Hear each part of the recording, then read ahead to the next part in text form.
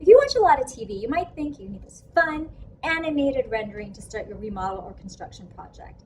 However, as great a visual as renderings are, if you're moving around walls or changing plumbing, you might benefit from construction documents. So what are construction documents? They're a set of drawings showing the design of the project. They show how to construct everything and where to place each material. They're basically a guide for your contractor or builder. They're also used for permitting purposes to help ensure that the construction will meet code. Construction documents ensure that the trades are all on the same page regarding the work that needs to be done and helps allow them to give you accurate quotes. These documents are the backbone of your construction project, and having them really helps to communicate the plan and can help prevent costly misunderstandings. Depending on the scope of your project, you may need some or all of these documents.